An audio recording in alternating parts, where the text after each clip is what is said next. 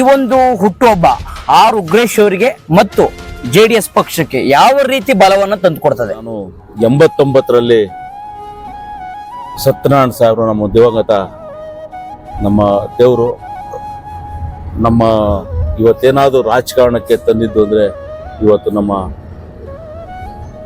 P. Satyanarayana ಸಾಹೇಬರು ಮಾಜಿ ಸಚಿವರು ಇವತ್ತು ನಮ್ಮ ಕಣ್ಮುಂದೆ ಇಲ್ಲ.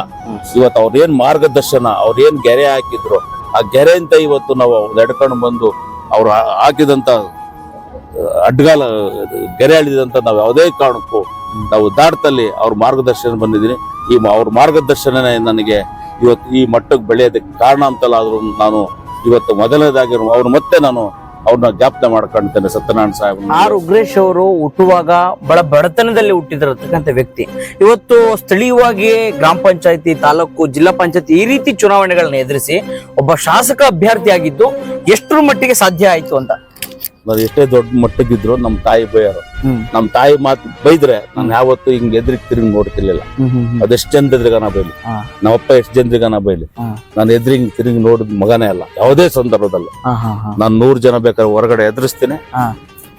ಆದ್ರೆ ನಮ್ಮ ತಂದೆ ತಾಯಿಗೆ ಯಾವುದೇ ಸಂದರ್ಭದಲ್ಲಿ ಇವತ್ತು ಅಷ್ಟು ಅವರು ಆ ಸ್ಥಾನದಲ್ಲಿ ನಾನು ಪೂಜೆ ಮಾಡ್ಕೊಂಡು. ನೀವು ಹೇಳಿದಾಗೆ ನೀವು ಬಹಳ ಬಡ ಕುಟುಂಬದಲ್ಲಿ ಹುಟ್ಟಿದವರು, ಒಬ್ಬ ರೈತನ ಮಗನಾಗಿ ಹುಟ್ಟಿದವರು, ಒಬ್ಬ MLA ಮಗ MLA ಆಗ್ತಕ್ಕಂಥದ್ದೇನು ದೊಡ್ಡ ವಿಷಯ ಅಲ್ಲ. ನೀವು ಬಡ ಕುಟುಂಬದಲ್ಲಿ ಹುಟ್ಟಿದವರು, ಯಾವತ್ತಾದ್ರೂ ಅನ್ಸ್ತಾ ನಾನು ಒಬ್ಬ ಶಿರಕ್ಷೇತ್ರದ ಶಾಸಕ ಅಭ್ಯರ್ಥಿ ಆಗ್ತೀನಿ ಅಂತ? ನಮ್ಮ ಮನೆಯಲ್ಲಿ ಈ ಅವ್ರು ಒಳಗಡೆ ಇರೋರು, ನಮ್ಮ ತಾಯಿ ಹೊರಗಡೆ ಒಂದು ರೂಮ್ ಇತ್ತ ಕಟ್ಟೆ ಮೇಲೆ. ನಮ್ ನಿಜವಾಗ್ಲು ನಮ್ಮ ತಾಯಿ ಯಾವಾಗ್ಲೂ ಕಾಯ್ಕೊಂಡಿರೋದು. ನನ್ ಮಗ ಇಷ್ಟೊತ್ತಾದ್ರೂ ಬರ್ಲಿಲ್ಲ, ನನ್ ಮಗ ಇಷ್ಟೊತ್ತಾದ್ರೂ ಬರ್ಲಿಲ್ಲ.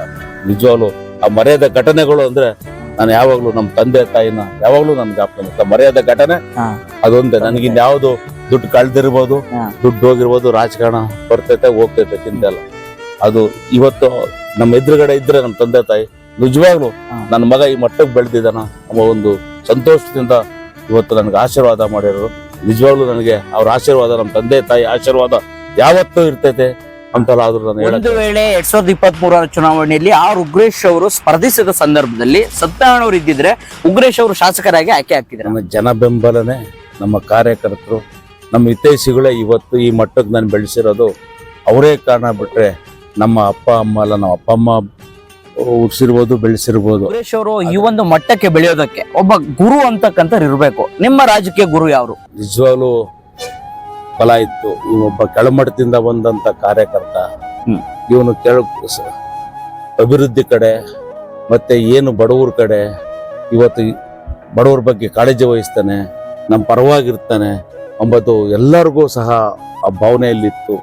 ಇವತ್ತು JDS ಏನಾದ್ರೂ ಶಿರಾ ತಾಲೂಕಲ್ಲಿ ಭದ್ರಕೋಟೆಯಾಗಿ ನಿಂತಿದ್ರೆ ಅದಕ್ಕೆ ಪ್ರಮುಖ ಕಾರಣ ಸತ್ಯನಾರಾಯಣ ಅವರು ಆದ್ಮೇಲೆ, ದಿವಂಗತರಾದ್ಮೇಲೆ ಉಗ್ರೇಶ್ ಅವರು JDS ಪಕ್ಷಕ್ಕೆ ಬಹಳ ಒಂದು ಮಹತ್ವವನ್ನು ಕೊಟ್ಟಿದ್ದಾರೆ. ಒಬ್ಬ ಪ್ರಾಮಾಣಿಕ ವ್ಯಕ್ತಿಯಾಗಿ ದುಡಿದಿದ್ದಾರೆ. ಈ ಒಂದು ಮಾತಿಗೆ ಏನು? MP ಮೂಡ್ಲಿಗಿರಿಯಪ್ಪರು ಒಬ್ಬ MLA ಆದಂತವ್ರು, ಸಂಸದರಾದಂತವ್ರು, ಮತ್ತೆ 4-5 ಸರ್ತಿ ಆದಂತವ್ರು, ಜಯಚಂದ್ರ ಅವರು 7 ಸರ್ತಿ ಶಾಸಕರಾದಂತವ್ರು, ಮತ್ತೆ ಮಿನಿಸ್ಟರ್ ಆದಂತವ್ರು.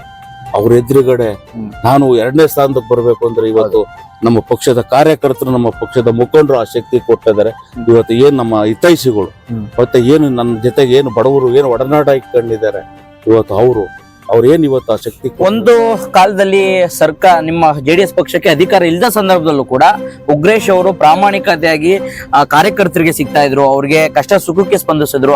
ಆ ಒಂದು ಫಲವಾಗಿ 2023 ಚುನಾವಣೆಯಲ್ಲಿ 58,000 ಮತ ಪಡೆಯೋದಕ್ಕೆ ಸಾಧ್ಯ ಆಯ್ತು. ಇವತ್ತು ಏನ್ ನಮ್ಗೆ ಏನ್ ಸತ್ಯನಾರಾಯಣ ಸಾಹೇಬರು ನಮ್ಮ ಮಾರ್ಗದರ್ಶನ ಕೊಟ್ಟಿದ್ದಾರಲ್ಲ, ಒಂದು ಪಕ್ಷ ಸಂಘಟನೆಗೆ, ಒಬ್ಬ ಕಷ್ಟದಲ್ಲಿದ್ದನಿಗೆ ಸಹಾಯ ಮಾಡೋದಕ್ಕೆ ಒಂದು ಏನು ಮಾರ್ಗದರ್ಶನ ಕೊಟ್ಟಿದ್ದೀರಲ್ಲ ಸತ್ಯನಾರಾಯಣ ಸಾಹೇಬರು ಮತ್ತೆ ಸನ್ಮಾನ್ಯ ದೇವೇಗೌಡರು ಕುಮಾರಣ್ಣನವರು, ಇವತ್ತು ಆ ಮಾರ್ಗದರ್ಶನದಲ್ಲಿ ಇವತ್ತು ನಾವು ಬಂದಿರೋದ್ರಿಂದ ಇವತ್ತು ನಮ್ಮ ಪಕ್ಷದ ಮುಖಂಡರುಗಳು ಕಾರ್ಯಕರ್ತರಿಂದ ಇವತ್ತು 58,000 ಓಟ್ಗಳ ಸ್ವಾಗತ ಬಯಸಿದ ಜನಗಳು ಮುಂದೆ 2028ಕ್ಕೆ ಉಗ್ರೇಶ್ ಅವರು ಶಾಸಕರಾಗ್ತಾರ. ಆ ಸ್ವಾಗತ ನಾವು ಯಾವುದೇ ಒಂದು ಬಡ ಕುಟುಂಬದಲ್ಲೂ ಹುಟ್ಟಿದ್ರೂ ಸಹ ನಮ್ಮ ತಂದೆ ತಾಯಿ ಮಾರ್ಗದರ್ಶನ, ಒಂದು ಯಾವುದೇ ಒಂದು ಪಂಚಾಯತಿಗೆ ಹೋಗಿದ್ರು ನ್ಯಾಯಯುತವಾಗಿ ಪಂಚಾಯತಿಗೆ ಮಾಡ್ಬೇಕು. ಬಡವನಿಗೆ ಕೆಟ್ಟದ್ ಮಾಡೋದು, ಸಾವುಕಾರರಿಗೆ ಒಳ್ಳೇದ್ ಮಾಡೋದು. ಮತ್ತೆ ನಾವು ನಮ್ಮ ಅಪ್ಪನಲ್ಲಿ ಕಲ್ತಿದ್ದಂತ ಪಾಠ, ನಮ್ಮ ತಾಯಿಯಲ್ಲಿ ಕಲ್ತಿದ್ದಂತ ಪಾಠ ಇವತ್ತು ನನ್ಗೇನು ನನ್ನ ಫ್ರೆಂಡ್ ಸರ್ಕಲ್ ಅಲ್ಲಿ ಓಡಾಡ್ತಿದ್ದೀನಿ, ನಮ್ಮ ಪಕ್ಷದಲ್ಲಿ ಏನು ಓಡಾಡ್ತಿದ್ದೀನಿ, ಅವ್ರು ಕಲ್ಸಿದಂತ ಪಾಠ ಇವತ್ತು ನನ್ಗೆ ಯಾವುದೇ ಕಾರಣಕ್ಕೂ 89ರಿಂದ ಚುನಾವಣೆಯಿಂದ ಇವತ್ತು ಏನು 2025 ನಾನು ಯಾವುದೇ ಕಾರಣಕ್ಕೂ ಮುಂದೆನೂ ಸಹ ಯಾವುದೇ ಕಾರಣಕ್ಕೂ ಪಕ್ಷ ಟಿಕೆಟ್ ಕೊಡ್ಬೋದು ಬಿಡ್ಬೋದು, ಅದು ಸಾಮಾನ್ಯ. ಯಾವುದೇ ಸಂದರ್ಭದಲ್ಲಿ ನನಗೆ ದೇವೇಗೌಡರು, ನಮ್ಮ ಕುಮಾರಣ್ಣನವರು, ನಮ್ಮ ಪಕ್ಷದ ಮುಖಂಡರುಗಳು ಯಾವುದೇ ಸಂದರ್ಭದಲ್ಲಿ ನನ್ನ ಸಹಾಯವರೆಗೂ ಇಂಥ ಸಂದರ್ಭದಲ್ಲೂ ಆ ಪಕ್ಷದಲ್ಲೇ ಇರ್ತೇನೆ.